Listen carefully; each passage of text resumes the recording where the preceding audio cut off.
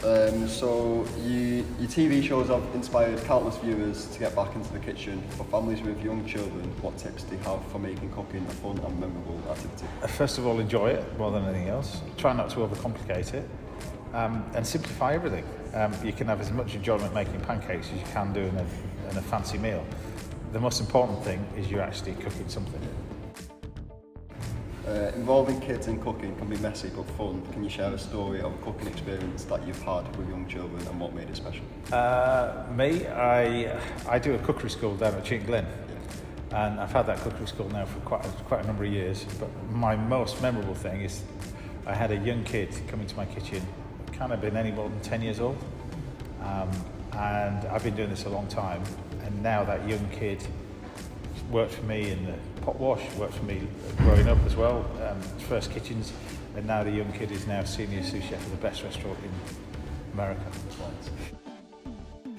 Kids can be picky eaters. How can parents introduce new ingredients into their children's diet? Don't make smiley faces and stuff like that. Don't make smiley faces out of peas. But the thing about it is, kids can be picky, but you've got to excite them with different things. Yeah. So the great thing about food is touch, feel. It excites all the senses.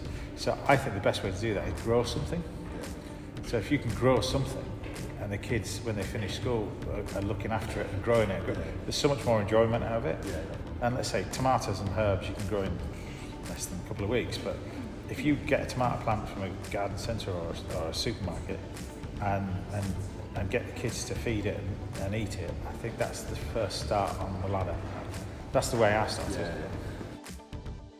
Yeah. For young individuals interested in the culinary world, what advice would you give to ignite their passion and motivate them to explore cooking? I would, if you want to do it as a career, I would say phone up your nearest restaurant, your good restaurant or good hotel. Speak to the chef and say, can I do some work experience in there? And then the world's your oyster. That's the great thing about this, the hospitality business, is that it offers an opportunity to travel the world, all over the world. Yeah, definitely. And that you won't get anywhere else. Yeah.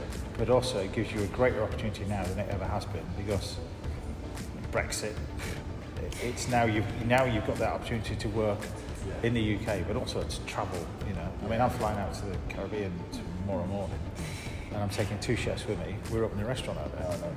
But the opportunities, the opportunity to see stuff around the world is amazing. So I think you've got. That's the great thing is you've got. I mean, we've got chefs in Manchester that have been working that take all over the place. So that's the key to it, is that you've got to want to do it first. So gain that experience first, decide whether you want to do it work experience when you're younger, and then if you do want to do it as a career, the world's amazing out there. It's amazing. Cooking can be a wonderful way for families to bond. Can you recall a cherished memory from your childhood involving cooking or food? There are so many. So many. My grandparents had allotments. That's where I first started. That's where I said you'd be outgrowing. My uncle had an allotment at the bottom of his garden. My granddad had an allotment. He used to grow potatoes and stuff like that.